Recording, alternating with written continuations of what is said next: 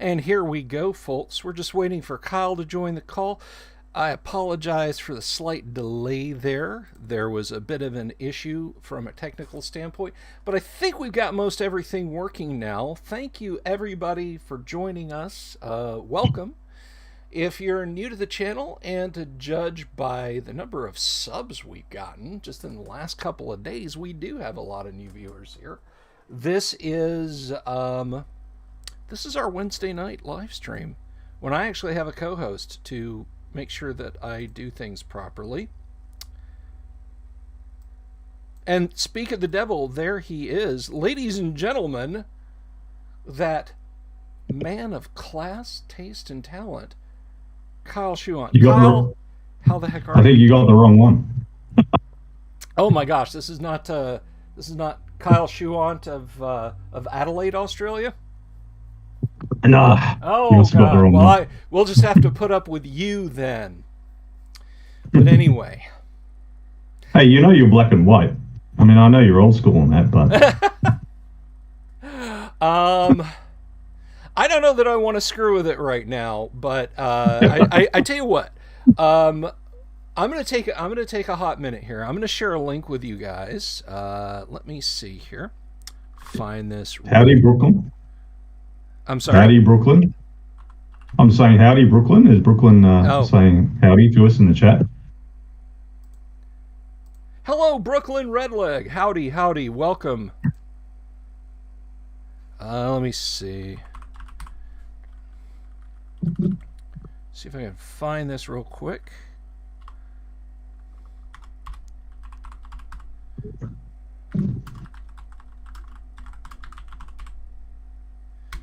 I am going to share something with you guys, something that you should absolutely know about my co-host here.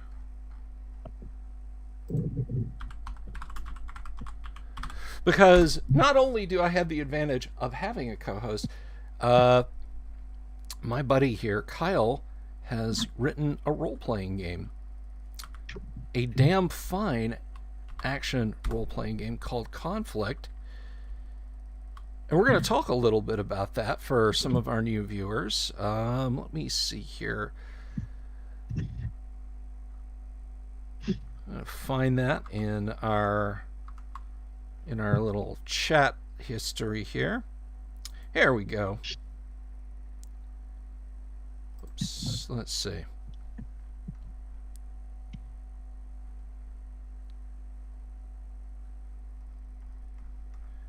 Because I'm sure we want to point people to the sale, right, Kyle? Not the freebie. Well, there isn't a freebie at the moment. There's a PDF on drive-through, and there's a print version on Lulu. Oh, that's right. Okay, the Lulu link is. I recommend the print version. For those who've played Old School Traveller, the format will look familiar. And that was quite deliberate. I read an interview with Mark Miller where he talked about how he sat down with the original D&D books when he was writing his, saying, okay, what do I have to do next? What's in this? Oh, this is the combat chapter or whatever, and okay, this is what I have to do. So he copied original D&D and I copied, or the format anyway, and because he figured they had covered it. They'd covered everything you needed for a role-playing game, so he figured if he covered that too, even though it's a sci-fi setting, the things would work well. And I reasoned that if I covered Classic Traveller and the similar topics, that I would get things right for Modern Warfare. It all comes Adventure back game Modern Warfare.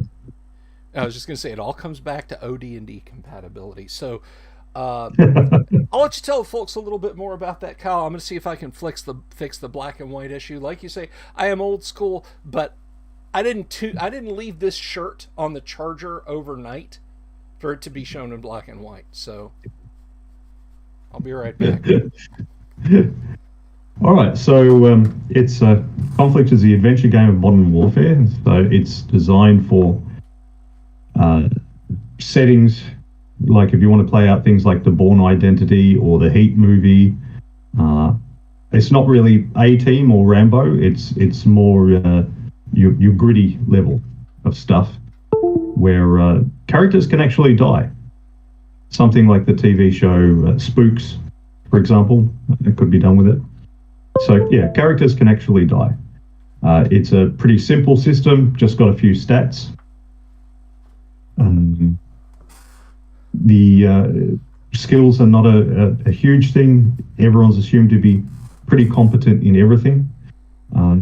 Skilled just means that you are able to do it quickly and or well. So, for example, anyone can bash in a door. Bashing in a door is not the difficult thing. The difficult thing is getting the door open quietly and or quickly, which is what a locksmith can do, or one of those SWAT guys with his door. They can get the door open quickly but noisily, or they can get it open quietly like a locksmith can. But anyone, if they spend enough time kicking and smashing at a door, is eventually going to get it open. The same goes for driving and swimming and all those sorts of skills. So I'm a big believer in an inclusive idea of skills rather than exclusive. You don't have to look up what your basket weaving skill is, or you don't find yourself swinging a short sword and then, but do you have short sword skill? Well, no, I've got long sword and dagger skill. Yes, but you don't have sword skill, so that's only half the skill. I've always thought that sort of thing was a pain in the ass. I think if you're an adventurer, you are generally capable. So we just write down on your character sheet what you're good at, what you can do well and or quickly. So there's that, and then there's also rules to allow for teamwork, so that the rest of the team can help you, because that's in conflict situations. That's what's really characterizes the successful conflict. It's not the person who's a Rambo or Tom Cruise in Mission Impossible who's good at everything. It's not one heroic guy. It's a team. A team of fairly ordinary guys. They've got a couple of important skills, but what's more important is the way they work together and they complement one another. So there are rules for teamwork. And then, of course, there's the equipment that they have. You're better off with a machine gun than a knife, blah, blah, blah, obviously. But the equipment is important too. So there's a difference between what a medic in a field can do with his bandage and what someone can do in a trauma surgery. So with all that in mind, when we play it, what we find is that the groups who do well are the ones who work well together. They figure out what each of them is good at and get them to do that, and then the rest of the team supports them, and they work together for a common goal. And that's what, all good role-playing is like, right back to the days of D&D. I've never been a believer in game balance, of everyone being equally capable.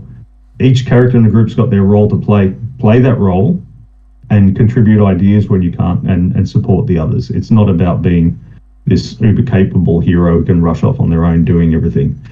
In conflict, if you rush off on your own, like in old school D&D, if you rush off on your own, you're just going to get killed. And nobody will mourn you. Yeah. So I designed the rules to get that kind of play, and from the play that we've done so far and the feedback I've had from other groups, it's worked fairly well for that. There's one of the recommended campaign types is training. So you just you go through scenarios, and your characters are assumed to be using some sort of lasers or whatever, so that they're not actually getting hurt. Because it usually takes people a few combats to figure out what works and what doesn't. And there's a reason that real life soldiers and SWAT teams and all the rest do this. They train, they practice, and that, because the stuff is not intuitively obvious, the way to do things, and you've got to get accustomed to that situation. So you have a few combats of training, and then you go into the actual main campaign. So for example, when we played it out with Bill, his character was discharged from the army, came out and got into a diner fight. So, it's pretty hard to get yourself killed in a diner fight. You can if you really want to, but it's pretty hard to. So he got to practice out doing that before he stumbled upon a bank robbery and things got serious. Yeah. The bank robbery scenario will go down as one of the better role-playing scenarios that I have played. But you folks really get your gaming knives and forks out. Get yourself a copy of Conflict and dig in, because um, it is a damn satisfying RPG meal, and uh, I have no complaints about it at all. I mean, I give it a solid 9, and I give it a 9 out of 10 because I always believe that there is something that can be improved, even if I can't see it. Like, I like to give things room to get better. And you hit on an interesting point, Kyle, and it's something this came up in a discussion earlier this week with a gentleman who's actually going to be a guest on the show Friday, a longtime friend of mine and an absolutely marvelous game master, Kevin Wood. But he and I were talking about things, and I told him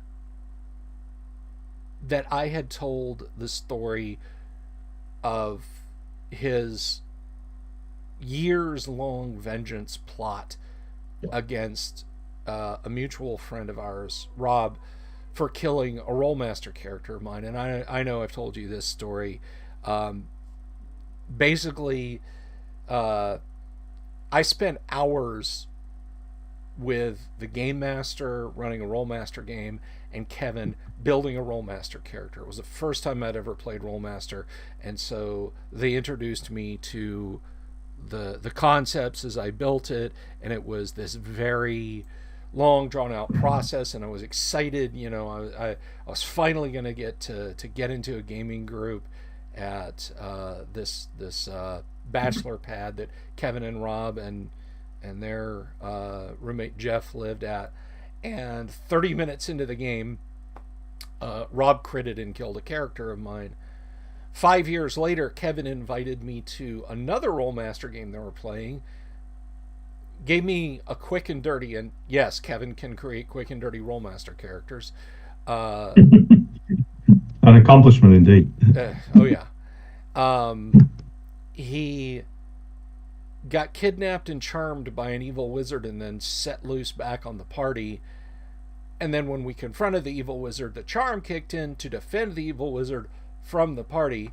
And so I took Kevin aside and said, who's the biggest threat to the evil wizard? And Kevin goes in and looks at the battle mat where all the miniatures and little, stacks of dice and spools and so on. We didn't have Dwarven Forge back in 1993-94, and came back and said, well, it's Rob's character, Black Bardigan. And I said, okay. So we go back in, combat starts. My archer thief, who is a rip-off of Subutai from Conan, gets to go first because he's sprightly and has a high combat skill, dexterity, whatever it is in Rollmaster, and shot Rob through the head and critted him. And he just fell over dead. Which Rob flew into a rage. It was hilarious. But Kevin and I were talking about that, and I brought up the fact, I said, we ended up playing a lot of 3rd edition D&D later in the 90s when it came out. So 3 and 3.5 and so on and etc.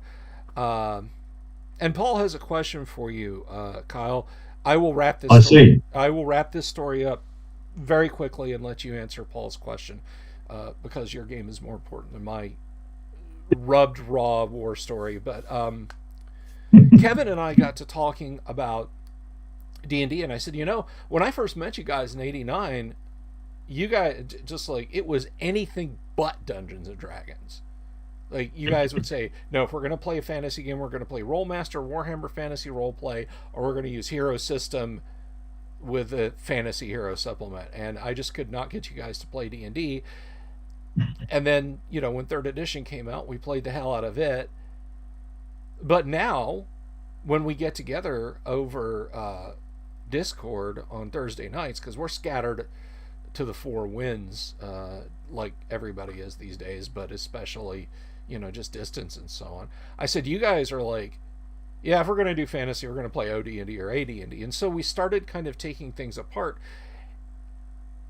and, deconstructing it. There is only one right way to play a D20 fantasy game. There is optimal and there is suboptimal, which might be fun, but it doesn't work. It doesn't function properly. I mean, it's and it's a shame because I think there's a lot of interesting bits in third edition. But the game has an optimization level. The game is a metagame, and the metagame that overarches everything in third edition is character optimization.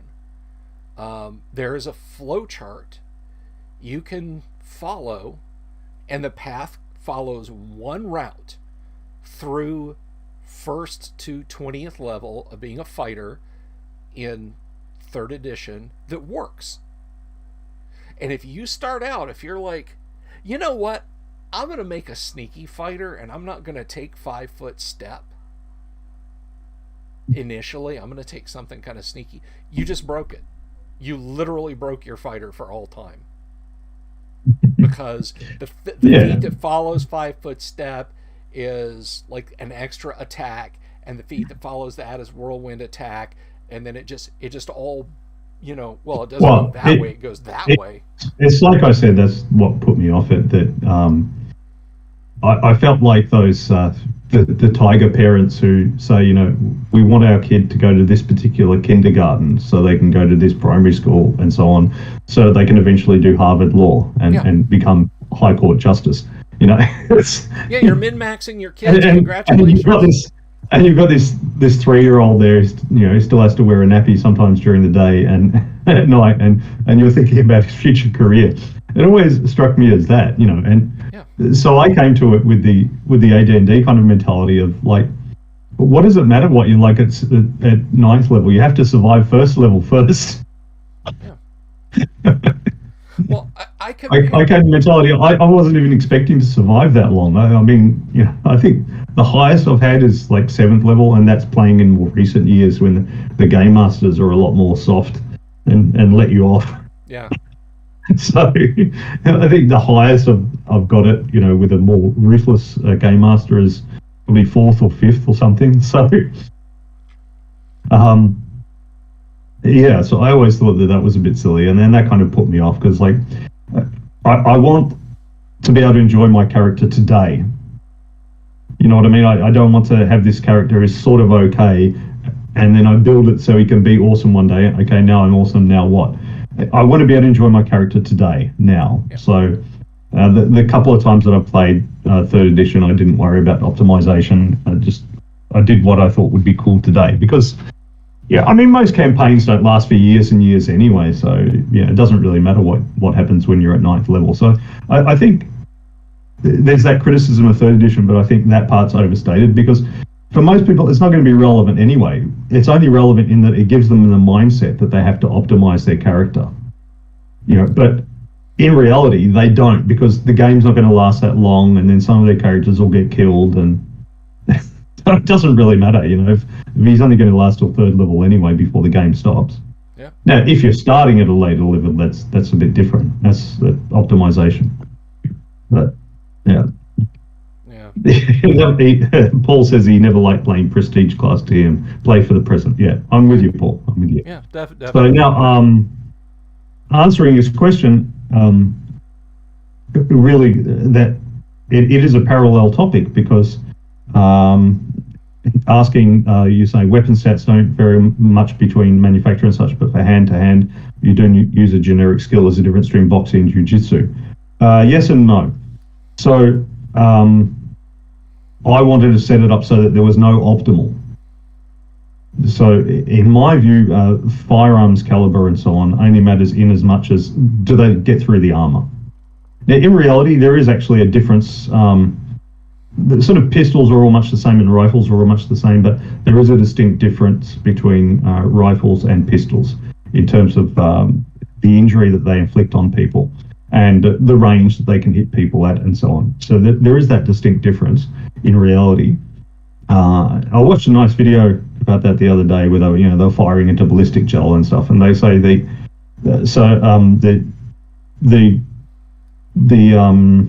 checkpoint or the threshold seems to be about 2,200 feet per second of round velocity.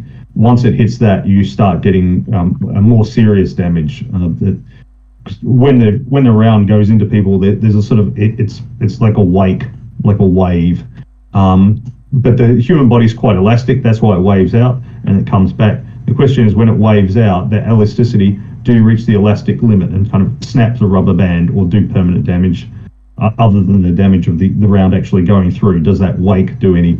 And it seems that rifle rounds doing 2,200 feet per second or more, they have sufficient energy that they'll cause permanent damage. So not just the round where it's passed through like a knife would or whatever, but around. So there is that difference. That's pretty hard to quantify. There's not a lot of studies and so on, so I didn't worry too much about that. I just worried, does the round get through the armor? So there are 4 different categories of weapons and 4 different categories of armor. And so if the weapon class exceeds the armor class, then the armor is just ignored. So if you've got like a regular police vest where they've just got a bit of Kevlar, really that's just good at quite light caliber pistols, and knives and so on. But if a rifle round is just going to go through it as if it's just a thick jacket, it's just going to ignore it entirely. So I didn't worry too much about that. Just, can the weapon go through the armor? And aside from that, some weapons are a little bit more accurate and some weapons are a little bit more or less accurate and more or less reliable. So with that in mind, in terms of skills, there's handgun skill and there's rifle skill and so on. The brawling skills includes punches, kicks, knees, grapples and throws, etc. The familiarities or the separate skills is punch, kick, sweep, grapple, dodge and multiply a weapon. So your boxing is your punching, your taekwondo is your kicking, your jiu-jitsu is mostly grappling, though there would be sweep as well. And then there's dodge, and multiplier weapons, things like knuckle dusters and improvised weapons and so on. So do they have different effects? Yeah. So punching and kicking and so on, that just has a wounding effect. Again, armor will be a factor. It's punching a guy with metal plates in his jacket is an exercise in futility. But sweeping, if you sweep a limb or the person, then they may fall down. Or if you sweep a limb that's holding a weapon, they drop the weapon. So it acts as a disarm. And then there's grappling. When you grapple, rather than inflicting a wound, so there's the 3 categories: a minor wound, a severe wound, and a mortal wound. A minor wound is you just sort of grab if you grapple, you grab their arm or something, and it hinders them a little bit, and that's gone next turn. A severe wound is actually a solid grapple that they're going to have to wrestle themselves out of. And then a mortal wound is, you've grabbed them, there's no way they can escape. So that's how I didn't bother listing boxing and jiu-jitsu and all that. I just listed the actual effect, because they've got different names, but they have the same effect. Karate is punching and kicking, and jiu-jitsu is sweeping and a lot of grappling and so on. So I hope that makes sense. So I'm more interested in the effect than the name.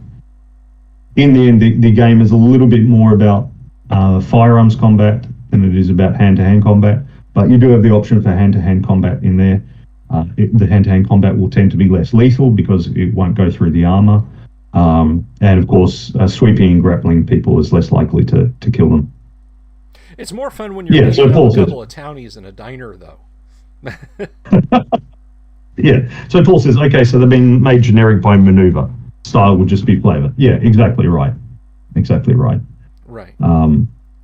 And then, of course, the same's true of all the skill category. So there's the general expertise, and then there's familiarities underneath it. And when you've got 3 familiarities, it then resolves into the general expertise, and you can do the other things as well.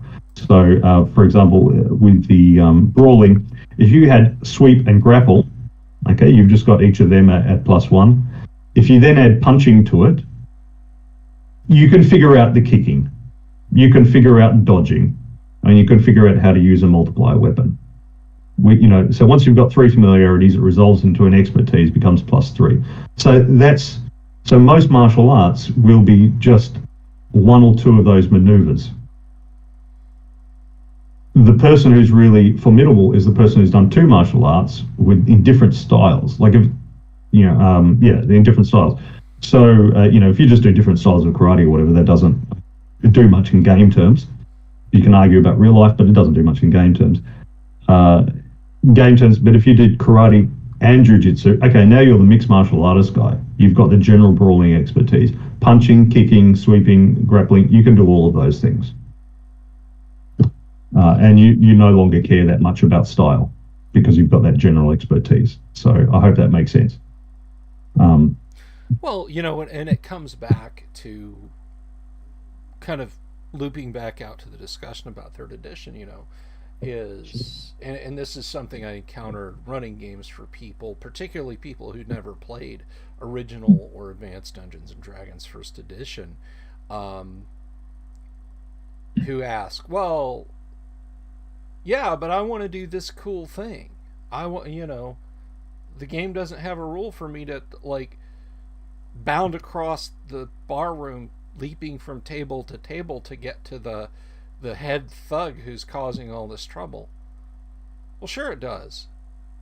Tell me you're going to move over there and do that and describe it however you want.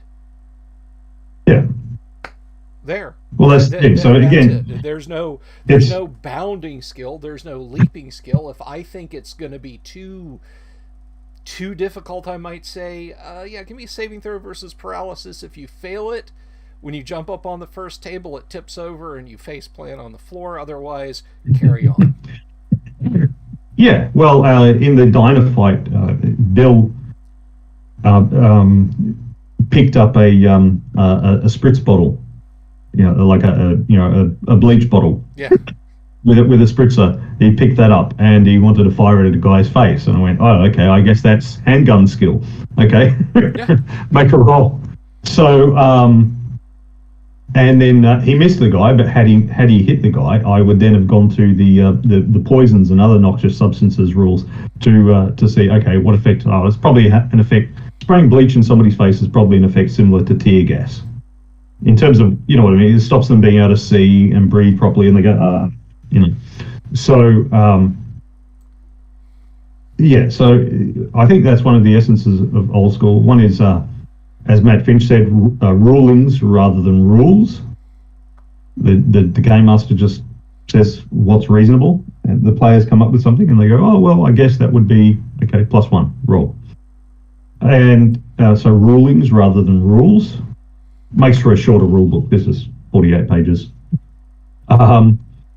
And the other one is an inclusive rather than exclusive idea of what player characters can do. So you shouldn't necessarily have to roll to start a fire.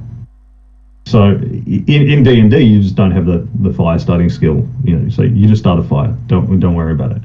In something like Conflict, because it's a skill-based game rather than a character class game, it doesn't have specifically fire starting skill, but we would normal circumstances, we wouldn't make a roll. But like I said, a roll is not needed to do something. A roll is needed to do something well or to do it quickly.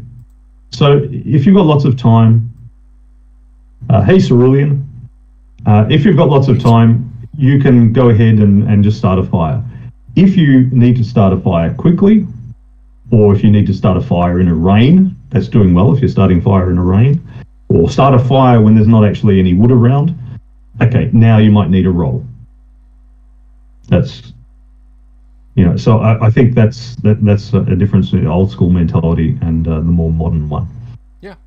Yeah, I mean, I've said this before, and I'll always go back to this. I mean, I asked Gary when I interviewed him back in 2002, and I played that audio a couple of times for folks. But, I asked him when other RPGs started coming out, I said, hey, did you look at AD&D and think, gosh, I wish we had put a skill system in there? And he said no, because AD&D is an avatar-based game. It is about it is about the hero. The assumption is, if you're going out into the wilderness, and you're gonna go into dungeons, and you're gonna find ancient ruins and that sort of thing, that you can ride a horse, that you can climb a tree, that you can start a fire, that you can swim a river,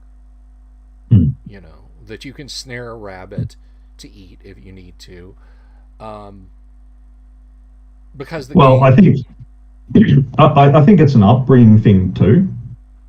As we've discussed before, like I think if you were someone who was born in 1940 something or 1930 something, whenever Gygas was born, and then someone was born in 70 something, and then someone was born in 90 something, they have different experiences growing up.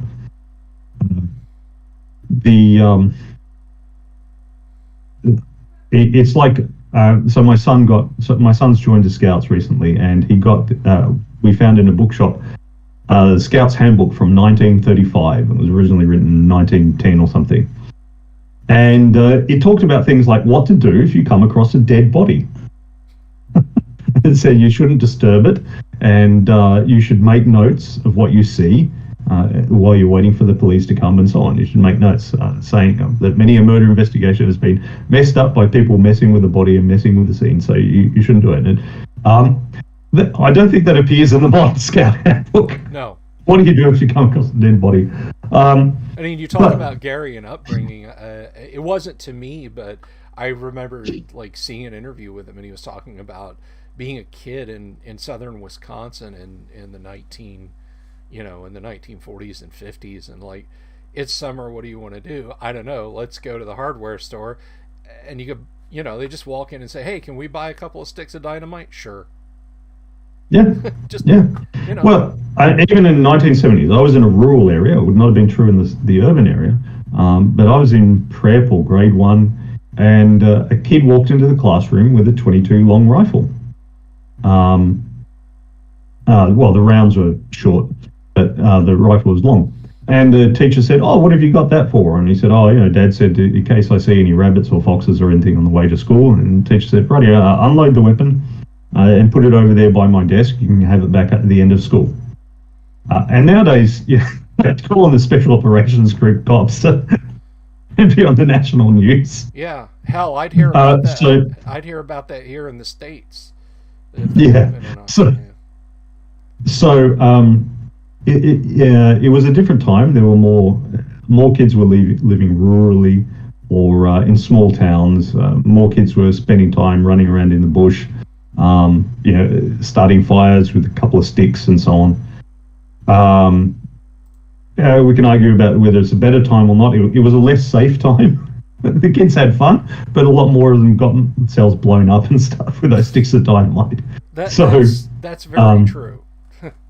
They did injure themselves. Well, when I was a kid, when I was a teenager living in the city, rather, there was a fellow who lived in the neighbourhood, and he was blind. He had all the scarring on his face and so on, so he had a stick to guide him, and he was missing most of his fingers. And I don't think I ever talked to him, but the story around was that some years ago, some kids had been playing with some fireworks, and they had done the classic kid thing where you get like, oh, we've just got little firecrackers. Okay, what if I get 50 little firecrackers and I tape them together? Guilty as charged. Yeah. And he took them off the kids because he thought they were going to injure themselves, and it went off in his hands. And took away most of his fingers and his eyesight and so on. So basically he sacrificed himself for the kids. Had he not done so, there would have been one or two less kids to grow up and be annoying adults and that. So it was certainly less safe, but it was more adventurous. But what I was thinking of in terms of gaming was, if you've got kids growing up like that, running around doing things and another example, when they re-released the old episodes of Sesame Street on DVD, and they had to rate them PG because in the first episode, apparently, the kids go down to the rubbish tip and they collect some stuff and had some adventures there. And and also a little girl gets invited into an old man's house and he gives her some ice cream. So they had to put PG because it's not considered kosher these days for little girls to accept old men's invitations into their house for some ice cream, and for kids to just go down to the rubbish tip and play amongst all the rubbish.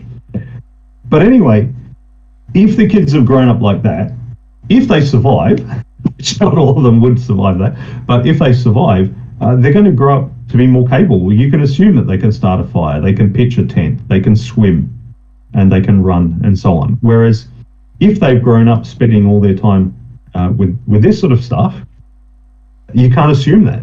So I think the game designers have come at it with the same attitude. So somebody who writes a game who had that sort of upbringing will tend to assume, yeah, you can do that. Whereas someone who grew up with all this stuff is going to say, oh, but do you have the skill for rubbing two sticks together? Because fire starting with rubbing two sticks together is different to fire starting when you rub one stick on the thing with the... It's a different skill, man. And if you don't have it, then, So I think it's a mindset as well. And I endorse the older one, not only because I'm older, but because you're thinking about people who have adventures. So it comes back to what Gary said. If he couldn't do that sort of stuff, he wouldn't be an adventurer. Just so.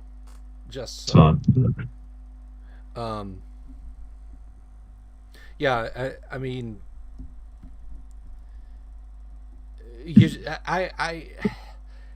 I'm absolutely not gonna use the phrase "these kids today." I'm certainly not going down that route, because I mean, I think our generation, those of us who were born in 70, 71, even up into the late 1970s, we hit a wall when like kids started disappearing, like the world turned mean. And maybe it always was, but the world turned mean in the mid 1980s, and suddenly, it's June 10th, school is out, I'm getting out of bed at 9 o'clock on Saturday morning, shove a gallon of milk and 2 pounds of sugary cereal in my face in front of Bugs Bunny Roadrunner, and then I'm gone till sundown. With my slingshot in my back pocket. With my slingshot in my back pocket, or my Crossman 22 CO2 air rifle over my shoulder. And I lived in a city. I lived in Gadsden, Alabama, which is not a huge bustling metropolis, but it's big enough to have an urban and suburban area, and we lived closer to the urban than not. But I think there was some point in this, just some break point when kids started disappearing and the public started paying a lot more attention to it and so on, that buy a stick of dynamite, things to do today, leave the house for 11 hours, buy a stick of dynamite at the hardware store, ford a river, build a tree house, get in a couple of fist fights, trade my my roller skates for a bicycle, trade it back later when I decide that the roller skates are better, and all this before coming home and collapsing on the bed. That stopped. It's not like you kids today ruined it all. I'm not going to lay it on people half my age that things were screwed up. There was just something with a capital T changed. Brooklyn says The Hobbit has a situation like that where the party is unable to light a fire and it surpasses all their skill to do so. I remember that. It was either just after they left Hobbiton, right before they encountered the stone trolls, or it was when they were in Mirkwood. One of those two places, and they were they were just bum-fuzzled. You had 13 dwarves and one halfling. The dwarves ostensibly first or second level fighters. The halfling Bilbo, a 0 level thief, if you want to use 0 level characters. And yeah, none of them able to. I'm guessing Tolkien, the DM, was sitting there going, I tell you what, roll a D100, and if you roll anything other than an O1, you can start a fire. Gimli, O1. Thorin, O1. Balin, O1. And just on through the list. Okay, Bilbo, anything on D100 other than an O1. So. Well, or you could view it a different way. Like, guys, it's raining. We start a fire. Guys, it's raining. I start a fire. I make a roll. Yeah, okay. If you get 20, tell me. Yeah. 19. Damn it. Next guy. Now they keep trying away. He's like, guys, it's raining. You're not going to be able to start a fire. And that's one reason I do like things like a fire starting skill. Things which, realistically, you're just going to keep doing it until you succeed or it's apparent that it's impossible. It doesn't really matter if you're really good at starting fires or really bad. If it's bucketing down raining, you're not going to start a fire. Yeah. And it doesn't matter if you're really good or really bad. You know, if you're in the Australian bush in the middle of summer and you have a lighter, you're going to start a fire if you want to. You shouldn't, but you can. So, you know, I had a good insight from my friend Emil once. When we were playing GURPS, I spent a lot of time at the start agonizing over +1 or 2 here or there. But in GURPS, you have a 3d6 roll. You've got to roll under your skill, which might be, you know, like anywhere between 8 and 16 in most situations. And Emil said, you know, rather than calculate, just roll and then do the calculation, because he said, like, if you roll 3, you succeed no matter what. If you roll 18, you fail no matter what. So there's going to be about a quarter of the time you're going to succeed or fail no matter what, however good or bad your skill is, because of the critical success and critical failure rolls. So first establish that. Because if you succeed no matter what or fail no matter what, it didn't matter if you got +1 or +3 or -2 or whatever. It's the same end result. And he was absolutely right. And that about halved the number of times where we had to roll the dice. I had to calculate things. Yeah. That half number of times. So, Lord of the Rings RPG even had dwarves with an ability of fire starting, says Brooklyn. Yeah. And Paul said, it really struck me because those are the things you notice during long overland trips. Well, Paul, I don't know if Tolkien was much of a camper, but he's more likely to have been a camper than, well, George R.R. Martin. He doesn't strike me as a camping type. Well, JRRT, he was in the military, man. He saw the elephant.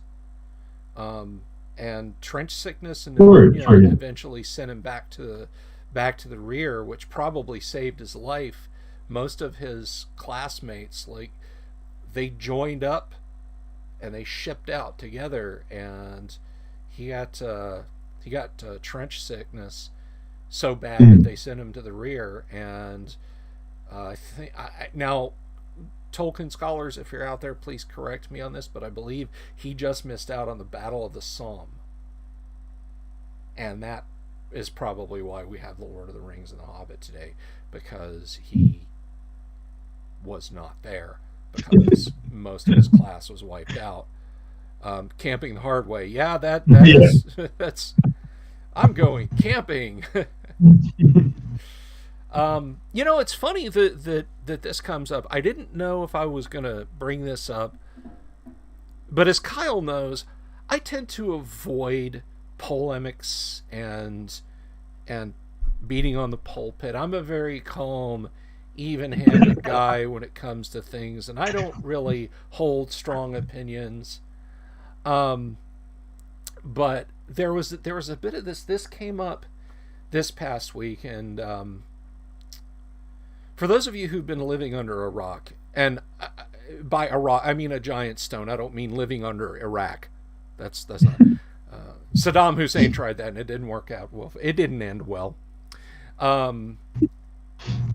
So Amazon has decided. Well, they decided a couple of years ago, but this is going forward full steam, that they are going to make a Lord of the Rings series, and they're setting it between the Silmarillion and the Hobbit. It's basically falling into that large gray area that Tolkien only had the faintest notes about, and Christopher wrote a few books on. And by the way, Kyle, yes, I have read the Silmarillion. You're a braver man than me, then. Well, Kyle insists that anyone who says they've read the Silmarillion is a lie, and because nobody's read the Silmarillion, it's an easy lie to commit to. But it's one of those. It's one of those books like. I don't know, it's not so true now, but a few years ago, there were certain books like James Joyce's Ulysses and stuff, and if you wanted to appear intellectual, you'd have them on your bookshelf. But the real key was if you're visiting your friend, you take that off the bookshelf. You can see if a book has been read or not. You know, the pages open more easily compared to there's that sort of little crack as you open the pages. It's like, yeah, he has it on his bookshelf. He hasn't read it. I suppose the same would be true of all the geeks out there. They've got that fresh, clean copy of Silmarillion on their bookshelf, waiting to be read one day by their grandchildren, maybe. Yeah. Okay. Now, to be honest, I did not read the Silmarillion until not too many years ago.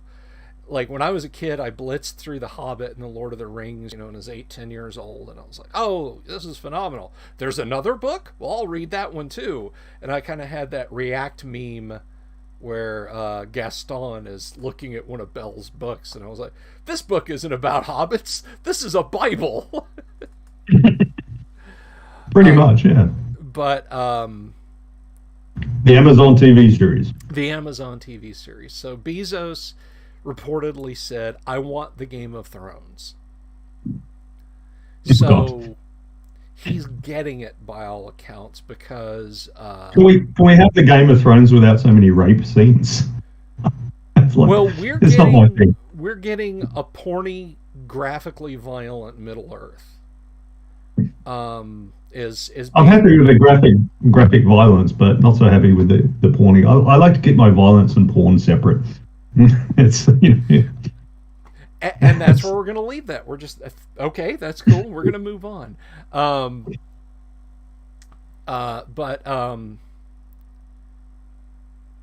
it's like Game of Thrones. We had that episode. They killed Joffrey. Yes, they killed Joffrey. Yay! And then okay, Tyrion got arrested for it. Damn it. Oh well, he'll figure his way out somehow. Yeah, and then I went online and I read a review of the episode, and it also had a review of the next episode, and I learned that in the next episode that the guy was going to be raping his sister while she held the hand of her dead son. And I thought, yeah, I'm done with this show. I don't need to see that. Yeah. But is that going to be the Amazon Lord of the Rings? That I have a feeling that it's going to skate in that direction. And I'll tell you, Nerdrotic and Just Some Guy, there are a couple of YouTube channels. Just Some Guy is hilarious. I know he's got a lot of subs and a lot of videos, but I just found this guy's channel. He's this kid from Chicago. I say kid, he could be my age. He sounds younger than me. But when he gets mad, imagine like this inner city Chicago kid. And he says this himself. I'm only mentioning this because he's a black guy. He's a black young man from Chicago. When he gets mad about what's being done to The Lord of the Rings by Amazon, he starts cursing in Elvish. I'm not making that up. You check out his videos where he's talking about what they're doing to Lord of the Rings. And he starts like cursing in Elvish, and it's hilarious. But I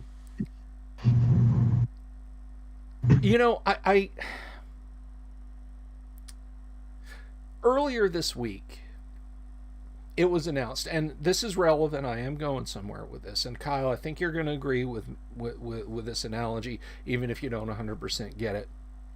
I'm a fan of college football. I am that thinnest of Venn diagram crossovers where I love geeky things, but I also love watching college football. I won't do RPG stuff on a Saturday afternoon from September to January because I'm watching Alabama and other college football teams play. Well, the way national championships in the United States in college football used to work was the coaches and the Associated Press sports writers would cast votes on who they think the best team is. And of course, the undefeated team that's played the most difficult opponents tended to get higher rankings. Like you could go 11-0, but if you're in the Mid-Atlantic Conference and you're playing nobody teams, who have you played? What's your strength of schedule? Mm.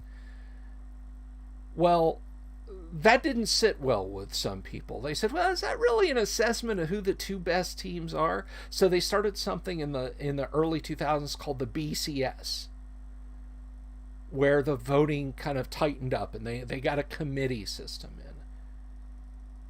Well, Nick Saban started coaching at Alabama, and he started consistently winning national championships at Alabama. Like every other year he was winning. And then they said, well, wait, what about a playoff system? Now, college ball generally readies the young men who play college ball to go into the NFL. And the last thing you want to do is get injured playing the last game of the season and then have to sit out 2 years and go through therapy making next to nothing, So they instituted a playoff system. All right, fine. 4 teams. We'll take the 4 best teams. 2 teams play, like the 1 and the 4 play each other, and the 2 and the 3 play each other, and the winners of those games play for the national title. Well, now after a few years of that, because once again, Alabama has dominated, they've said, well, what if we expanded it to 12 teams? These decisions are not being made by people who love football. These decisions are being made by people who love money. They don't care about the pageantry of it. They don't care about a gazillion bowl games on Thanksgiving Day all the way through to January 2nd of watching these young men go out and play their hearts out for honor, for glory, insofar as it applies to sports and for doing things for your school. The people who are pushing this are ESPN and other sports networks and the NCAA, who gets money from ESPN and from people who ostensibly watch the games, whether they stream them or watch them on TV and get fed advertisements constantly. Those people will never love the game, and the game will never love them back for just wanting money. And I feel exactly the same way about the issue with The Lord of the Rings. Jeff Bezos did not read The Lord of the Rings when he was a kid. He's a little older than me, not that much older. He did not read The Lord of the Rings as a kid and say, I really wish I could bring this vision to millions of people someday. Jeff Bezos saw the ratings. Someone sent to his Fire tablet a spreadsheet that showed the click-throughs and streamings and pirated downloadings, because they count that too. When it comes to ratings countings, they count pirated downloads. As they should. And said, I'm not rich enough. I could buy El Salvador and just literally, like, the entire GDP, the market cap of the nation of El Salvador, Amazon could absorb, and we could just make it Amazon, the nation. But that's not enough. What made Viacom, HBO, Universal lots of money? Game of Thrones. What's available? What can we buy? The Lord of the Rings. That was popular. Let's do that. Let's buy The Lord of the Rings. And here we are. He doesn't love The Lord of the Rings. He doesn't, he didn't sit up with a flashlight on a cold October night in the early 1970s when he was supposed to be asleep under a sheet reading The Hobbit, page after page of it. And the same with The Lord of the Rings. And he didn't read the Silmarillion because nobody has. And so Jeff Bezos's abomination that's about to be released on the world. I mean, Kyle and everyone listening to this, This is a fact. This was something that was put out in public. This is not some internet rumor.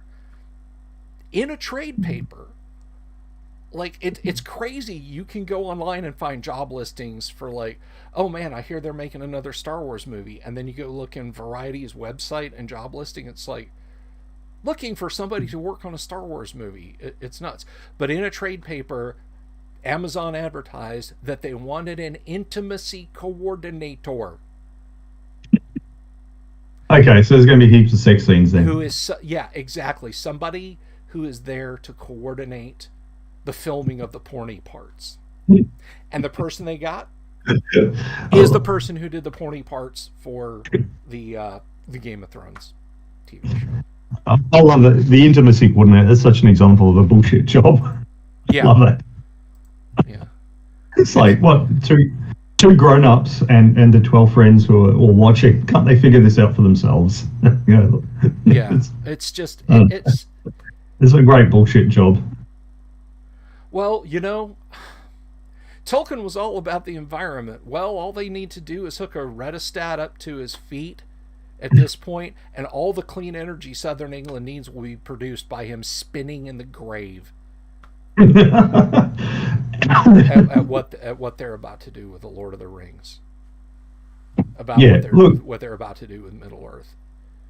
Yeah, it's not about that. But look, I think this is a Hollywood problem in general, just like revisiting the old material because they're not original. I think, I mean, Netflix has got its problems, but one of the good things that it's done is rather than having one $200 million show, they have 100 $2 million shows, and some of them are going to be really good. They're just like, okay, here's you guys in Turkey or Uzbekistan or something. You want to make a show? Okay, great. Here's a couple of $1 million.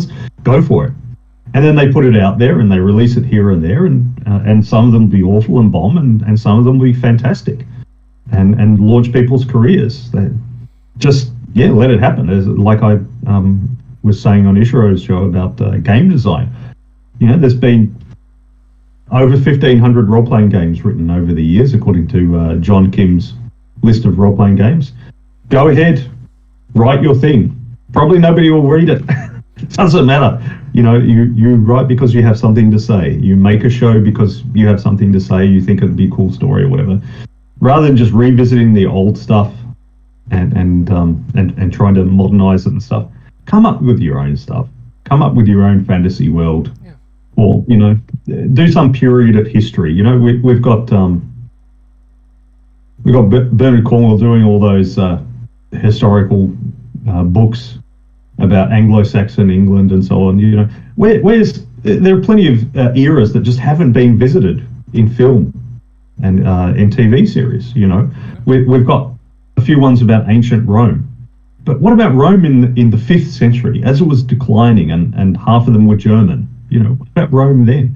Where's the series about the fall of Romulus Augustus? Where's the TV series about the fall of Constantinople to the Turks, 1453, where the emperor cast off his purple and flung himself into the fighting, and nobody ever found his remains? Where's the TV series about that last year? Yeah.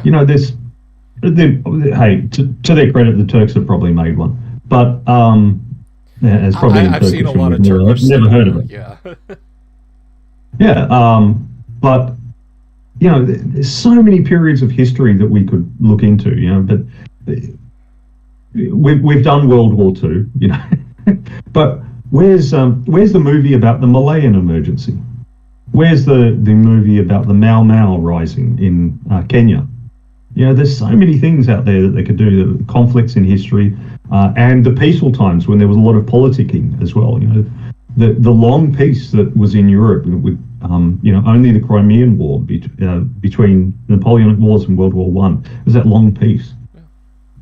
How about a movie or a TV series about the unification of Germany under Bismarck? Where's the biographical epic about Bismarck, for example? There's so much that can be done, so much to draw on, if you just have people with a bit of imagination willing to do a bit of research and so on. I mean, it was a cottage industry in Hollywood in the 1980s and even until the very early 1990s. I think Full Metal Jacket came out in '88. Of Vietnam movies. Now, I'm not decrying that, and there were certainly movies that came out before then. Go Tell the Spartans is just a heartbreaking movie about the Vietnam War that was filmed while the Vietnam War was still going on, and very few people, I think, today have seen Go Tell the Spartans. But there were so many movies about the Vietnam War made when America kind of woke up, sort of, we stopped doing cocaine for 5 minutes and realized that a huge portion of the guys turning into their mid-30s and early 40s had a horrifically traumatic thing happen to them, and came home to absolute ignorance by the population. And I mean ignorance in that they were ignored. But at the same time, during the 1960s, there were a lot of other brushfire wars during the 1960s. The Algerian emergency with France, Yeah. In If you want some morally ambiguous characters, you can choose either side in that one. Yeah.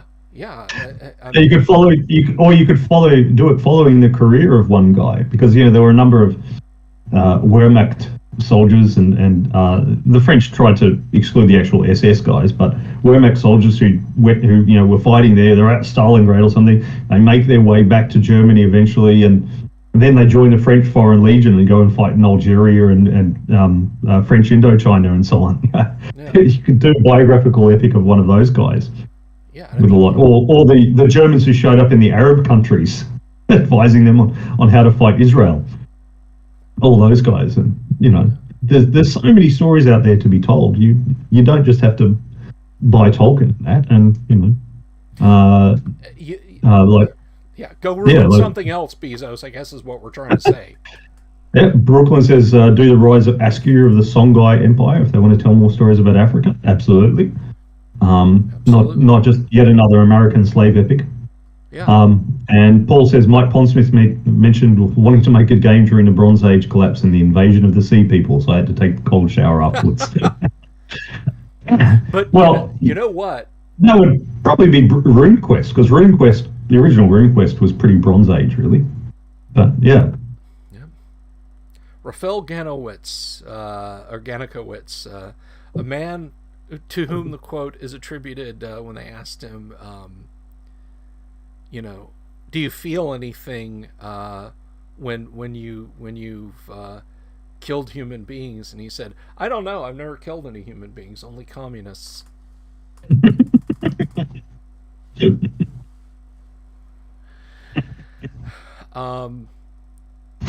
But the crux of all this is not that talking about alternate historical periods is not fun, but the crux of this is it comes back to it is, I feel like the unidentified vocalist, who is probably Roger Waters himself on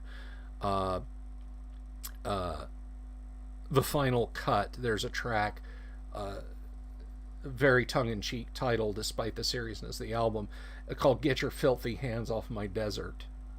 And the track literally starts off, you can hear a faint wind sound effect, and you hear somebody yelling like they're standing in the distance, and in your mind's eye you can picture a guy standing on a dune, all festooned and bandoliers, and he's got his old Enfield rifle and an RPG on his back yelling, hey, get your filthy hands off my desert. Yeah, and then you boom. Yeah. Well, I kind of feel, I feel like that lone soldier standing, to the gates of Middle Earth. Get your filthy hands off my Tolkien. Yeah, well, I mean, I think of it in the positive flip side to it is rather than not doing Tolkien, do something else, something new and creative. And I mean, this is where our role-playing games come into it, because a very ordinary game master can be more creative than most Hollywood scriptwriters. I I'm reminded absolutely of think so. I'm reminded Percy Zen of the Art of Motorcycle Maintenance, talking about academia, said that students really learn to imitate at university because originality could get you anything from an A to an F, but imitation got you a solid B or C. Yeah. So, um, When I went to college so at age 19, and took a humanities class, I realized that all that woman wanted to hear was her own words echoed back to her. yeah. So now, Hollywood, when you're spending $200 million, I get it. You don't want to take the chance on being original. You don't want to gamble on an A to an F. You want that solid B or C if you're spending $200 million on a movie, and it makes absolute sense. And so that's why I said I like the Netflix approach better, of just getting those 100 guys with $2 million each and seeing what they come up with, because they'll come up with something original. Yeah. Some will be derivative and obvious copies of others, but you get that, and there's 100, so some of them will be good, and on the whole, it will end up making as much or more money than all those $200 million movies would. So I think the creativity of the Hollywood guys is constrained by the budget. The bigger the budget, the less the creativity. It all goes into graphics and stuff. Yeah. And I mean, so I think when you're sitting there, on your laptop going, okay, I want to write this 48-page thing, you're going to end up being more creative, or you as a game master doing your campaign. The stuff that you just come off with at the top of your head, because your budget is about $2, not 200 million. You're just going to go ahead and be creative, and it will be more interesting from the players as well. Because the other advantage that the game master has as an author is that the players at the game table are contributing, and somebody says something, and you go, oh, okay, actually, yeah, that's a good idea. So yeah, it's a collaborative process without going all storyteller wanky shit, but they do contribute things, and you go, yeah, that's a good idea, and they come up with things that you wouldn't think of. And so overall, the whole process is a lot more creative and interesting than it would be being those script writers on the $200 million film. So I think this is something great, and why we should have regular game sessions if you can.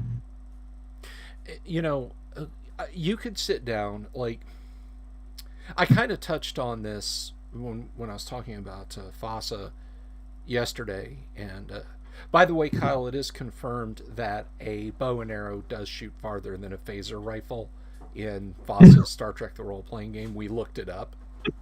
A coherent beam of light that should literally have no range limitation other than striking a solid object will not go as far as an arrow. But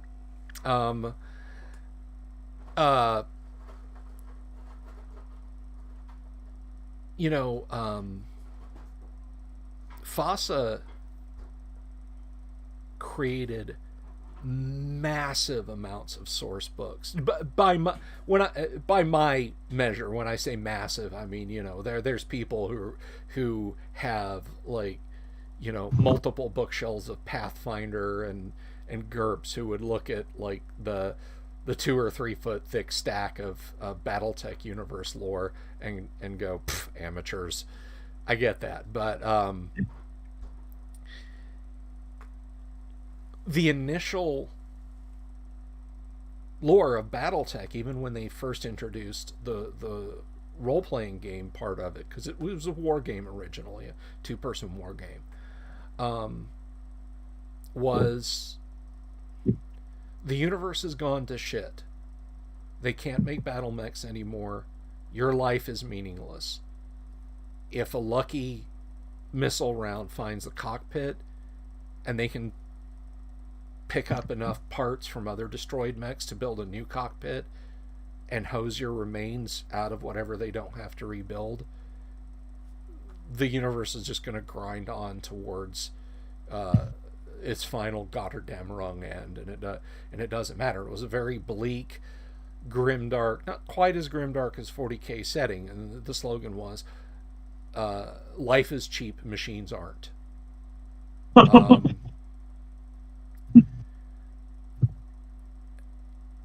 And yet, over the life of BattleTech through FOSSA, other than technical manuals, they wrote hundreds of thousands, if not millions, of words. And for my money, that much stuff, that much fluff, kind of crushes down on creativity. Yeah, that's why nobody plays Tecamel. Yeah, it's too much. It becomes this dense cloud of information, and finding an entry point to get to the creamy goodness in the middle of it becomes harder and harder. If in 1988 you bought the two things that you could buy for BattleTech, a game of armored conflict, and MechWarrior, the BattleTech role-playing game, and maybe the technical readout that had just more battle mechs and short stories in it, I mean, you could make the universe as grim dark or as humanity fuck yeah as you wanted to.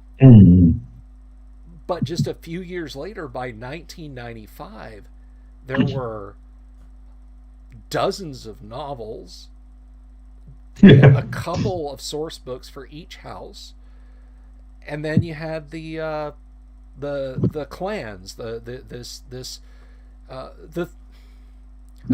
players. Anyway, but players don't care anyway. The only people that care are the ones who are not gaming. So they're reading books instead of to get their gaming fix.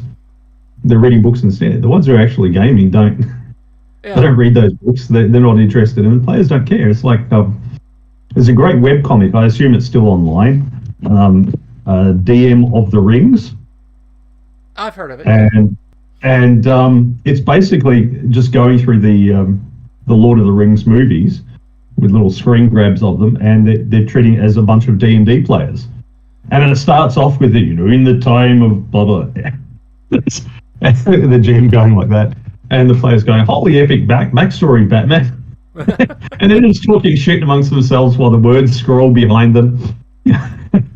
And it's got the players complaining, "How come there's never an inn wherever we go? There's never an inn. Where's the shop? I want no, but you don't have any money anyway."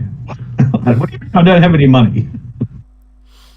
Starting money? Look, you have a sword. What else do you want? They're complaining about that, and they short circuit the story, because when they see Saruman at the top of his tower, Legolas shoots him with his bow, and Saruman falls out of the tower. So they short circuit the whole thing. The players, they don't care about all that shit. They just want to have an adventure. Yeah, there's actually. Oh God, I probably could have said it 5 minutes ago if I wasn't trying to think of it. But there's a YouTube series that came out before YouTube series were even a thing, when YouTube was kind of in its infancy, and it parallels like guys sitting at a table playing D&D, and then they'll cut away to the same people in the game as their characters doing the things that they say, and the things that they say at the table are utterly ridiculous, and then when they show characters doing it, it's utterly ridiculous. But there's the Gamers movie, and then there was Gamers 2, Darkness Rising. The Gamers, so the DM has this bad guy show up in a scene, and he starts spieling, and one of the characters just walks over in the middle of his speech and just stabs him with a dagger, and he's like looking down at it, and they cut to the table, and the DM's looking exasperated, and he's like, he's gonna finish his thing, well, I'm gonna stab him. Well, he gets to finish what he's saying before you attack him. Fine. And they cut back, and the guy, it's a little springlet. He just pulls the dagger out, and he finishes saying it, and then he stabs him again. And he's like, I wasn't done. And he said, you stopped talking. Well, I was pausing. It is a riot. But it is. It has like they have this big massive gate, and the big barbarian goes over to lift it, and then you hear the clatter of dice, and he goes, oh, it's too heavy for me. And the little scrawny elf goes up. It's like, how can you do it? You've only got strength 6. It doesn't matter, there's always a chance. clatter of dice. Yeah, you just have to hold your mouth right. Up it comes. Yeah. They got that. Or in the second one, there's a bit where they have the combat, and they say, okay, they're all standing around in a circle around the goblins, and say, oh, my action. And then you hear the clatter of dice, and one guy hits. Okay, next. And then there's just the whole group standing around. All the other one goes. It's great. Yes. And then there's the player. There's the absent player. Oh, can we take his character anyway? Oh, yes. Oh, and yeah, he's just walking around. He just stands there. In the midst of, while they're having a combat, he just stands there. A goblin comes up, looks at him, walks away. There's and then the player appears during the game session. He said, "What are you guys doing?" "Oh, we're having a fight." "Oh, great!" He says, "Oh, can I go berserk?" And I'm like, "Oh, yeah, I guess so." "All right, I go berserk." And so he's like, and he wipes out half a dozen. He's like, "Okay, guys, I gotta go. I'm going out with my girlfriend tonight." And he goes. So he he goes shows back up for like a round of combat, and then leaves. But the round of combat, he's just a murder machine. Yeah. Yeah, and he's going out with a girlfriend. He's like, "Well, yeah, guys, it's Friday night," and they all look a bit embarrassed. And oh, by the way, Brooklyn, I saw your comment. Robotech is better. You're right, but you misspelled Macross. Sorry, I'm one of those people. I'm a Macross fundy, but Cerulean says okay. Yeah, this is the difference between the RPG version of storytelling and the novel style. No, there's no storytelling in role-playing games, young fella. We have to educate you on this. There's no such thing as storytelling. Okay, so you done role-playing games. Cerulean. Role-playing games, it's just like life. Okay, there's a series of random events that are kind of loosely connected, and then afterwards you tell a story from it. But when you tell the story of your life, you cut out the boring bits, don't you? Right? And if let's say, okay, you're 30 years old and you've met a woman and you married her, and you tell the story of the relationship. You start when you're 27 and you met her. You don't start the story when you're 15 and you had your first girlfriend at the drive-through the drive-in, not at the drive-through, that would be wrong, but at the drive-in. Falling around in the back seat. You don't talk about that when you're having the dinner party with your friends, and you don't talk about the crazy borderline personality disorder chick that you're with, where the sex was great, but she was insane and tried to stab you once. And you don't talk about that other girl that you were with and you thought you were going to marry, but it didn't work out, and that. You just talk about this one that you met at 27, because she doesn't want to hear all that. Okay, you tell an edited version of the story of your life. And then even when you're telling the full version to somebody later on, you cut out the bits where you were a dickhead, where you did the wrong thing, unless it happens to be particularly funny. You make yourself the hero of your story. So think of it this way, that even in something like Lord of the Rings, okay, we think Bilbo's the hero. Guess what? The dwarves thought they were the heroes too. They don't think that fucking Bilbo is the hero, this halfling. He's that little sneaky bastard who stole the Arkenstone and stopped them from fighting their, sworn enemies. He's not a hero. It's this little runt who came along for the ride and didn't know where the hell's going. And we're kind of fond of him because he's kind of goofy, but he's not a hero. What's that? Everyone is the hero of their own story, and everyone tells an edited version. We have a series of random events that when we look back, we kind of see a pattern. Humans are pattern-making creatures.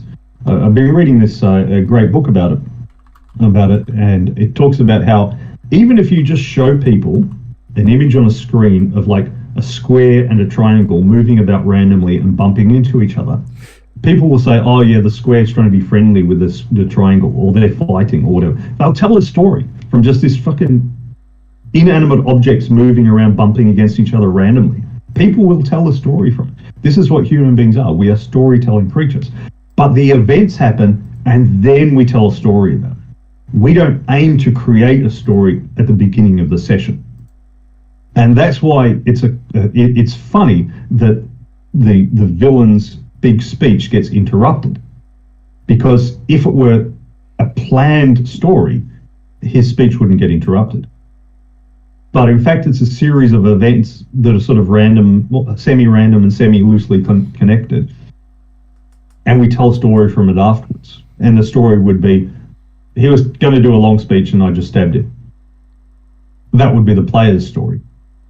So, but each player is going to have a different story of that. It's like when they have criminal trials and they have several witnesses, everyone saw something slightly different.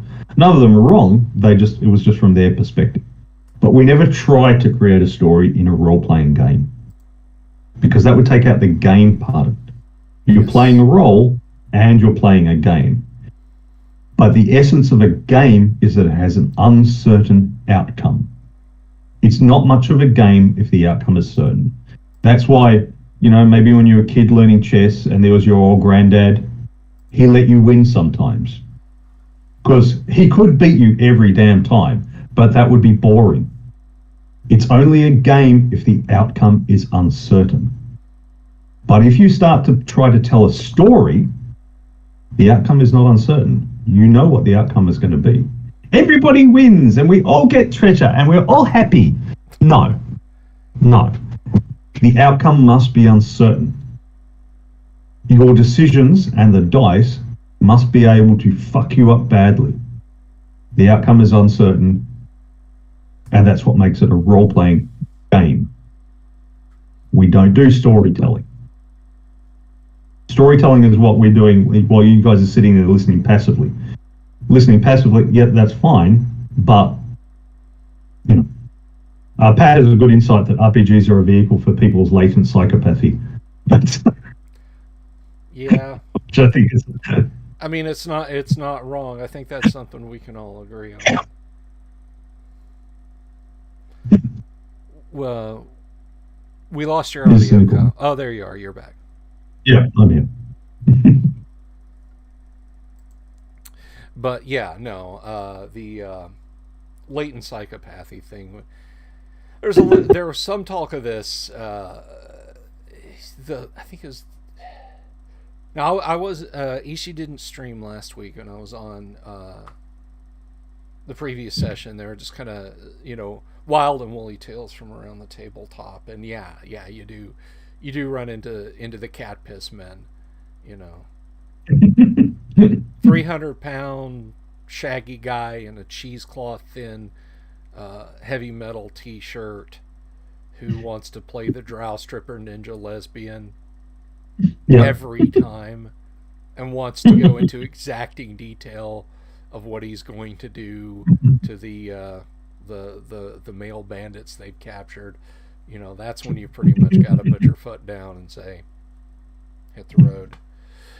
And I've said you do it earlier than that. The most important words in the Game Master's lexicon are no, don't be stupid. Yeah, so I want to be a paladin assassin. No, don't be stupid. I want to be a drow lesbian stripper ninja. No, don't be stupid. So if you nix it right in the beginning, then things are smoother that way. Well, I had said. How did you move on? I've said this time and time again, and I mean this. I'm not even joking about lol. I don't have strong opinions, lol. But here's a strong opinion. I mean this 100%, and this is something I have a strong opinion about. And this is where I watch our 704 subscribers drop back down to the mid 600s. But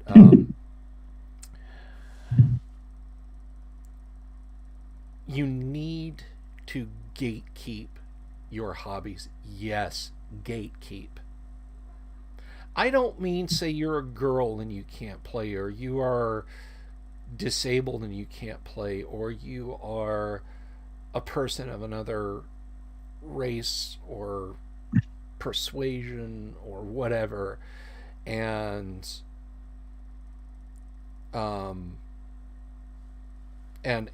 so on. I mean, you need to gatekeep people who don't want to enjoy your hobby for what it is. If their stated goal, if they're running at you, if they're storming the wire, yelling at the top of their lungs, I'm going to change your game. I'm going to make your game something completely different. I'm going to make your game into something that's more inclusive. Then you need to gatekeep. You need. Or as Kyle said, no, don't be stupid. Yeah, you just say that, like, okay, we can't do much about the hobby in general, and the sort of crazy shit that's coming out. We can't do much about that. But we can do it down at a game group level. I can't really, off the top of my head, I can't recall any occasion in which I actually kicked somebody out of the game and told him to go away. I can't remember any. But there's a lot that we gave that message to over the years. So since Pat is listening, he'll appreciate the memories. We had this guy come along, Dion, decent person and that, but a total old grognard. He hadn't gamed for 20, 30 years, and he's gaming with us, and we're playing Traveller, and he's arguing about orbital mechanics. Because he studied orbital mechanics at university, of course, and it's like, my response is always, it's like I said, why we don't need a backstory for a post-apocalyptic game or whatever. It's just the world is as it is. If you're a soldier in the middle of Stalingrad, you're not really that interested in the exact causes of the war. Yeah. You've got more pressing matters to deal with. Likewise, post-apocalyptic and all the rest. So I'm a big believer of, like, here's the world. Exactly how it got that way, well, I don't know. Does your character really care? If your character really cares, okay, you can go and investigate it, and that can be the adventure. So, when they question, like, but how to get there? Well, that's an interesting question. How would your character go about finding that out? How is your character going to do that? Your character is a pilot and a steward. How is he going to go and find out about the orbital mechanics of this Jovian type system in this distant star system? Is he going to find a physics researcher who's dedicated his life to it and talk to him? What's he going to do? How is he going to find out? And if your character can't find out, why do you need to know? So, he's like, oh, but and he was sitting there, he's discussing it with another player, and the rest of us just played on. And like, yeah, you can have your little side conversation talking this irrelevant shit if you want. The rest of us are having an adventure. And I didn't even explicitly say, have your irrelevant side conversation. They figure it out. You just go, how would your character go about figuring that out? And then he starts talking to this other guy, and the rest of you go on with the adventure. And then half an hour later, the head pops up going, oh, what's happening now? And he realizes he's just missed out on half an hour of adventure. And then over time, the person realizes, okay, this isn't the game group for me. He can go off and make his own game group where they argue about orbital mechanics. If you can find, 3 to 6 other people who are interested in it, more power to him. Awesome. But that's not us. It's not going to be our, or any game group that I'm part of. I'm not going to do that. So, and it's the same if he's the cat piss man with the drow lesbian stripper ninja or all the rest or whatever. You don't usually have to tell someone to piss off. You just go ahead and game the way you want to, and you as game master lay down the hammer and, I am the game master. I wear the Viking hat. I am in charge of this game, and it's going to go this way. And you lay it down, and people get the message. Now, of course, if you do that and you find that all your players leave, well, maybe you should reconsider. Maybe it's not them. Maybe it's you. Yeah. But generally speaking, most of us are not that awful. So over time, we'll be able to build up a game group of people who enjoy a similar play style, whether that be focusing on an adventure, focusing on orbital mechanics, or even, God forbid, focusing on storytelling. We'll be able to find those guys. Truly. Cerulean asks, what suggestions do you have for combining a variety of player personality into the game group? So far, I've been unsuccessful, most because of myself being picky. Well, the number one, mate, is don't be picky. If you just invite everyone who might be interested, and if that gets you enough, great. And if you've invited everyone who might be interested and you still don't have enough players, invite some people who you think won't be interested. Because you can be surprised. You can be surprised at the sort of people who are involved in gaming. Just like in my gym, I've got an Anglo-Indian couple. I say Anglo-Indian because they're those Indians who are more English than the English, or sorry, more British than the British. Went to Scotch College in Mumbai or something, and an old Indian couple, a retired engineer for Bosch and a retired academic computer science, and they don't game, but they lift. This is not, and when you see them, they're not the sort of people you would expect to get into weightlifting, but they are. And they're doing it for health. They're not doing it, competitively. They're doing it for health. But you could be surprised. Likewise with gaming. And many years ago, my wife was at university, and she had this friend, Kazuo, I think his name was, something like that.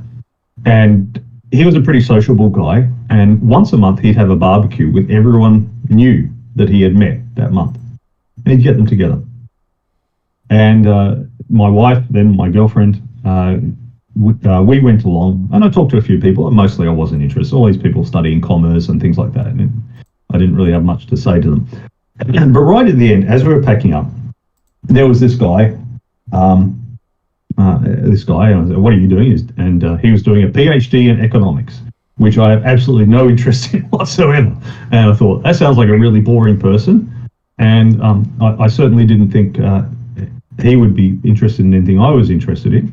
And he said, what's your hobbies? And at the time I was a chef, so that was my work. And what's your hobbies? And he said karate or some shit, I can't remember. And I said my hobbies was lifting weights and role-playing games. And then this look came across his face, like the look I imagine a man has if he's drowning and someone throws him the life belt. It's like, oh, look, I have to get your number, man. I used to do that ages ago and I haven't done for. And anyway, he joined my game group. We became very good friends. He was one of the groomsmen at my wedding. And he's still my very good friend today. He's off overseas marrying a Polish woman, but he'll be back late this year or early next year, depending on all the travel stuff around the world. But we're very good friends. We're like brothers, and he's always up for a game session. So I would not have expected this guy, a Hungarian PhD economics student, solid build, thick bones, probably some Mongol blood in him or something. Got that sort of stocky physique, and when you looked at him and talked to him, you would not have thought that he was a gamer. And yet he is. So don't be picky. Ask everyone you know who's interested in gaming, and ask everyone, and then if that doesn't get you enough players, ask everyone you know who isn't interested in gaming. Because we really, you're really fortunate, Cerulean, to live in this time, because there's a lot of gaming type stuff that's mainstream. There's the Game of Thrones and all the rest, all this geeky stuff that's out there. So you can pitch it to people and say, oh, it's like so-and-so. And you can pitch it out there. It was a bit harder task for me and Bill back in the 80s, because we could say, oh, it's like Conan the Barbarian, but a lot of people hadn't seen it. There wasn't that knowledge of, and we've got a lot more historical epics now. The Last Kingdom and all that sort of stuff. There's a lot more stuff for people to draw on, a lot of that media. So, and there's a lot more interest in board games and so on. Even pre-pandemic, there was a lot more interest in board games. So there's interest in board games and in fantasy settings and historical settings that are basically like fantasy settings. Just less guys casting fireballs. Yeah. So it's a lot easier these days to be able to find that common ground and explain to people what it's all about and draw them in. We just had like Choose Your Own Adventure and Conan the Barbarian and stuff to explain to people. So you just go ahead and you pitch it to everyone, and you don't be picky. You get the game group together. You have an open game table.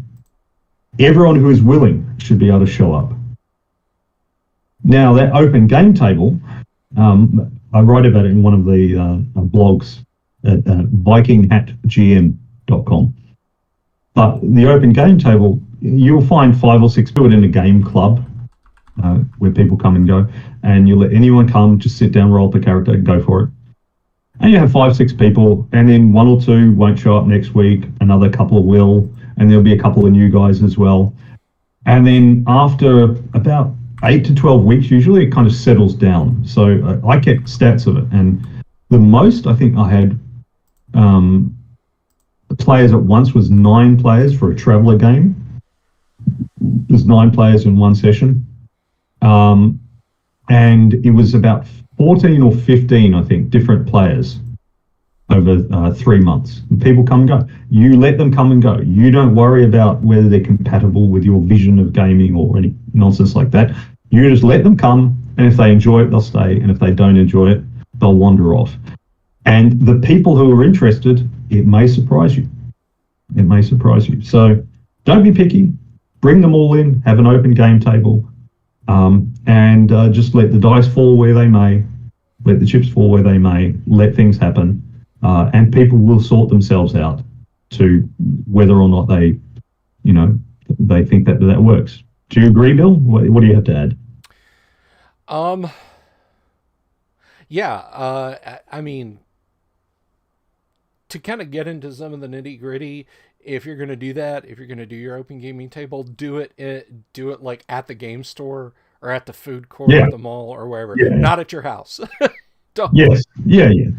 don't Well, yeah, because don't screen at your people house. will people will be more reluctant to come to a stranger's house, and some of the ones who are not reluctant to come to a stranger's house, you might be reluctant to have them. So yeah, he's completely right. You have the game store. Um, a lot of game stores have tables where people can go and play Magic cards and stuff, and have regular tournaments. So just talk to the store owner, whoever arranges the tables, and find out what are the days. And the thing is, you'll be tempted. Okay, like if they do tournaments Monday, Wednesday, and Friday, you go, oh, okay, I'll go Tuesday, Thursday. No, bad idea. You go on the Friday. That'll be the least busy of the Monday, Wednesday, Friday. You actually want a lot of people around because they'll walk past and they'll see your game book, or I don't have D&D with me, your player's handbook or whatever. They'll see that and they go, oh, and they'll ask you questions about it and they'll talk about it. And even if they don't sit down and you say, yeah, we have a game every Friday from 6 to 10 or whatever, and you sit down and you run that game that time, even if there's 1 player or there's 10 players, doesn't matter. You run that game, the game must go on. And they'll see you there as a regular, and more people over time will join in. They'll sort themselves out. You don't worry about player compatibility and personality and stuff like that. Because most people are fairly accommodating and will adjust themselves a little bit. They'll kind of make that off-collar joke and there's no laughter around the table, so they don't make that off-collar joke again. Or they make that off-collar joke and everyone cracks up laughing, so they make another one. So most people adjust a little bit to one another. So you don't have to worry as much as you think about compatibility between players and who might get along. And just as you can be surprised at who's interested in your hobby, you can be surprised at who gets along. I vividly remember the day the oldest member of my gym, 84-year-old retired general practitioner, was engaged in animated conversation with the youngest member of my gym at the time, a 20-year-old primary school teacher. Well, she's studying to be a primary school teacher, engaged in animated conversation. And so you'd be surprised if they're just thrown together who gets along, who's interested in your hobby, and who gets along. Just be generally social and you'll be good. And Cerulean says, yeah, that was a key piece of information. Yeah, not at your house, at a game store. Yeah. At a game store. Yeah, definitely. Or board games club, something like that. But yeah, go on the night, don't go on the quiet nights, and don't go on the super busy nights, but go on the moderately busy nights. And I'm going to throw a little something in here. And this is a matter of personal nuance, but if you do want to draw people into your game, we're a visual species. Somebody coming up to your table is not going to kneel down and lean in and read the fine data off of your character sheet. Now, if you got a nice, colorful DM screen that's for Pathfinder or for D&D or for what have you, obviously that's going to be your tell. But don't be afraid, even if it's not the norm. But if you're looking to drum up interest, have just a few minis out. Even if you're not using a battle mat, even if you're just like, this is for marching order, or yeah, just, I want to have, we're doing a Star Wars game, and by God, you guys are getting to square off against Darth Vader, have some Star Wars minis, Yep, just and get, maps. and yeah, just set out Maps. on the That table. Greyhawk map. That Greyhawk map draws so much interest from people. Yeah, yeah. Darlene Pickle's Greyhawk map. Mm. Just a little bit of visual candy. I mean, you don't have to go full. You know, tell the store owners, look, I need two 7x4 tables pushed together, and I'm going to be there 3 hours before my nominal game starts because I've got to set out a spread of Dwarven Forge. I've done it, and I do it, and it's because I like doing it. But you don't have to do, but just a little something, just a little, just to draw the eye down onto the table, Yeah. So the big map does well, whether it be a fantasy map or a modern map or whatever. And minis, yep, is absolutely right. Yep. And books as well. The books as well, because the game books that you have out tell people what sort of game you're playing. Yeah. I mean, if you've just got people sitting there with 3-ring binders, and you got a printed off PDF copy of the rules in a 3-ring binder, for all anybody knows, you're just a bunch of people sitting there like doing your taxes together. Yeah. So try to just something they can hook their peepers on, and maybe go, oh, cool. Oh, is that Darth Vader? You guys are playing a game where you're fighting Darth Vader? And the next thing you know, I mean, when I do the full spread of Dwarven Forge, like, I love telling the story because it warms my heart, and it's really cool. Like, I was at Gods and Monsters for their anniversary gig, great local comic store. This is like the 15-second commercial. If you are in the Orlando area, you're going to be in the Orlando area, get down to International Drive, check out Gods and Monsters. They're absolutely fantastic. Comics, games, geek media, and they have a great bar in the back, Vault 5421. You can check them out on the web. You can check them out on Facebook. They do international shipping, as far as I know.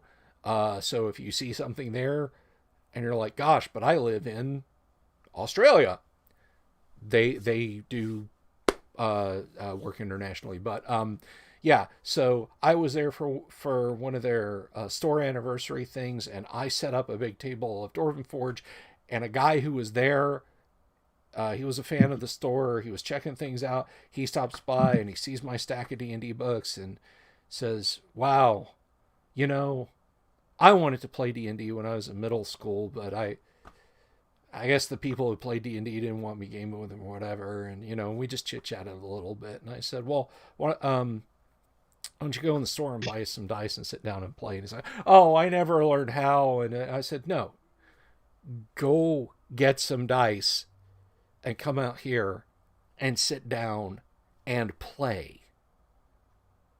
Yep. And he went in and he got some dice and he came in. And this guy, who was my age, who had been deferred for 40 years from playing D&D because his peers in middle school were dicks to him, played D&D, and he loved every minute of it. Like, he even told me, he said, I don't, I know there are computer role-playing games, but I don't play them because it doesn't seem like much fun just running around by yourself. And there didn't seem much point to it. So this was a guy who literally had never played a role-playing game before, and he was head over heels. We played original D&D. I think I was running an OD&D, and he was just like could not get enough of it. And that's the kind of person that you want to draw in, whether it's you got the Greyhawk map laid out on the table, or you've got just a few out. And when I say minis, I don't mean you have to embrace miniatures as the hobby. God knows that's a rabbit hole you probably don't want to go down. But I mean, just plastic ones, just like this. These are just plastic lizard men from Wizards of the Coast back when they were doing their D&D minis. There's still millions of them available. Just buy a bunch of them on eBay and say, okay, here's a knight, here's a magic user, here's some orcs coming at them, and you can absolutely pull people in who want to sit and play at your table.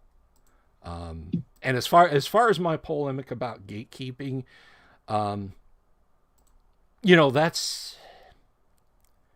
that's what we as a whole, when you're an experienced game master, once you get out there and you realize that there are people out there who are looking to get to tear things down and so on.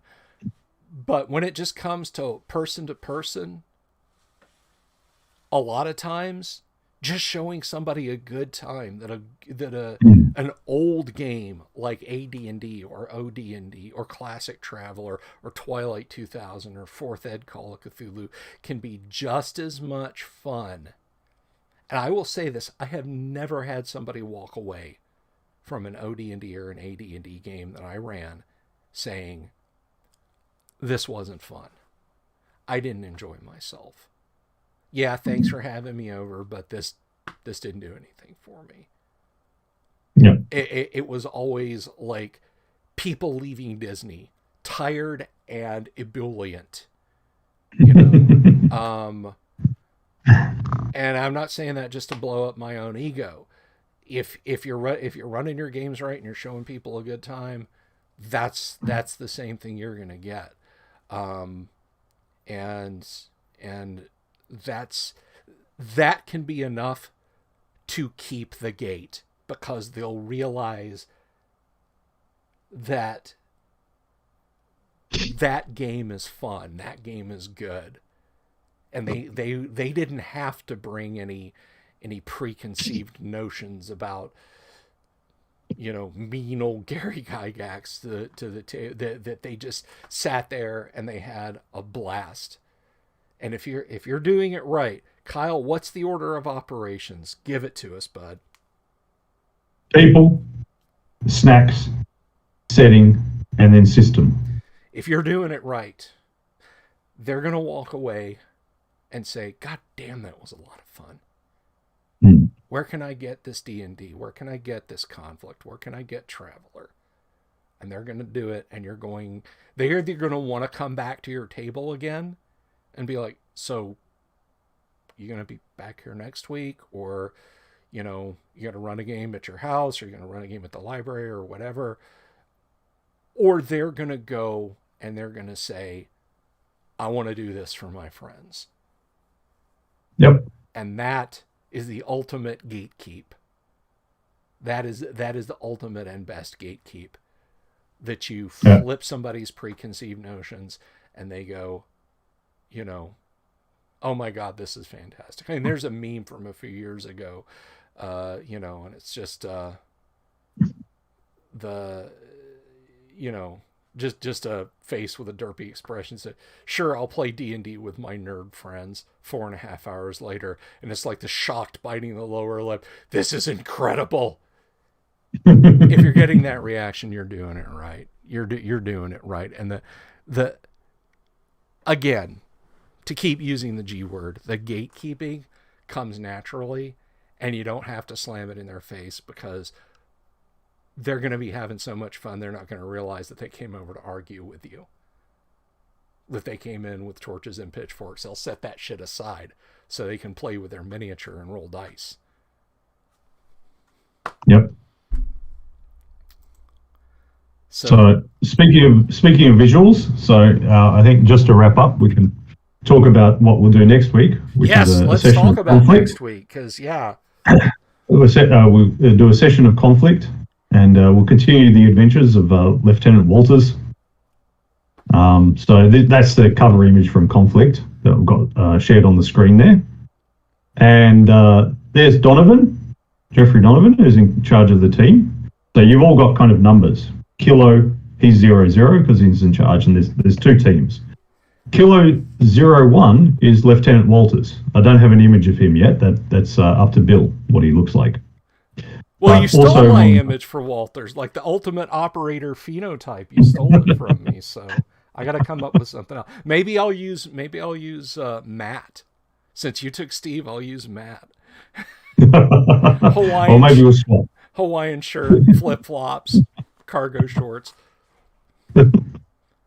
No, that's possibly more Walters. Maybe I'll swap around and we'll get That's Matt. fine. That's fine. Anyway,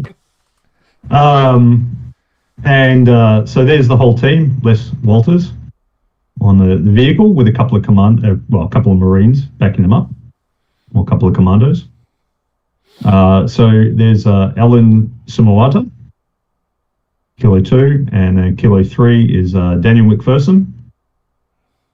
He was the one who is like, oh, fuck this, I've got to climb out of the truck.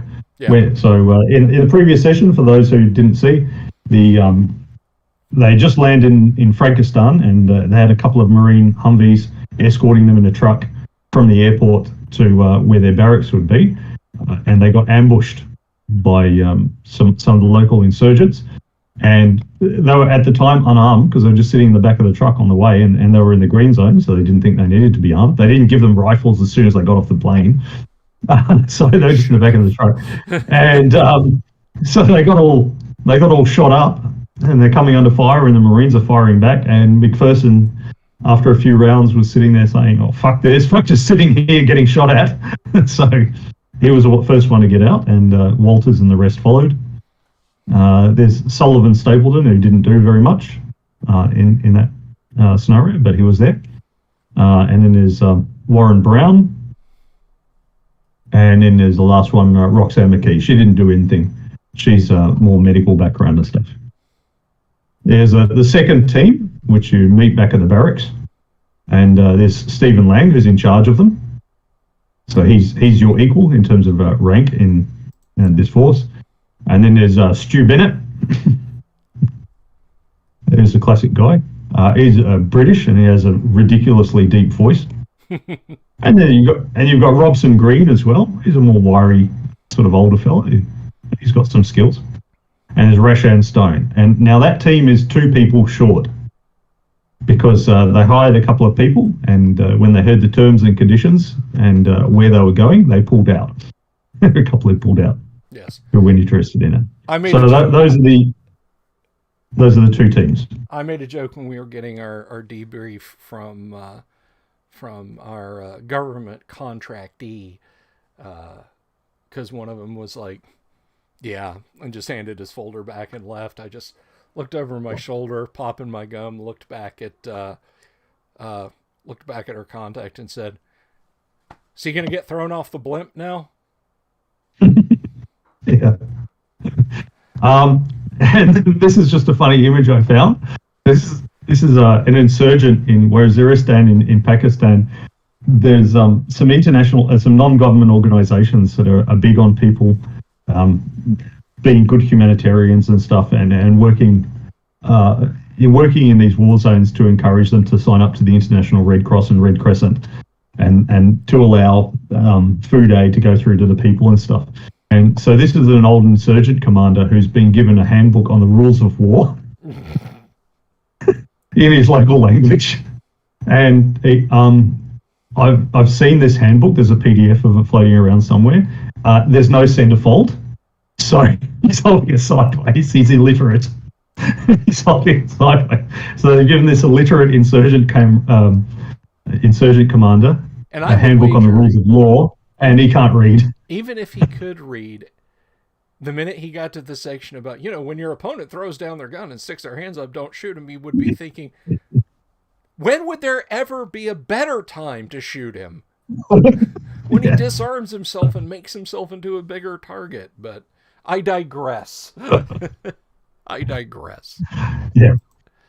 So, yeah, I thought that was a hilarious image. So that's what we'll do next week. We'll play some Conflict, and we'll have a lot of fun. And you might get to meet Fazin if you're lucky. This insurgent commander. But So you guys who are new to us, and I just want to point this out. I didn't want the stream to go by without saying, really, guys, thank you from the bottom of my heart. Those of you folks from Reddit who came over and subscribed, whether you're watching this live now or you're watching this stream later, thank you all so very, very much. And I mean it. We hit 1,000, and today, folks, we are sitting at 704 subscribers. Now, Kyle and I had kind of jokingly said that we would do a karaoke of Iron Maiden's Number of the Beast when we hit 666. But that flew past in like the space of 5 minutes after I posted up links to the live stream on Reddit. So, sorry. Bruce Dickinson can sleep easy tonight. Well, my singing voice, put it this way, my 5-year-old daughter asks me not to sing her a bedtime song. So.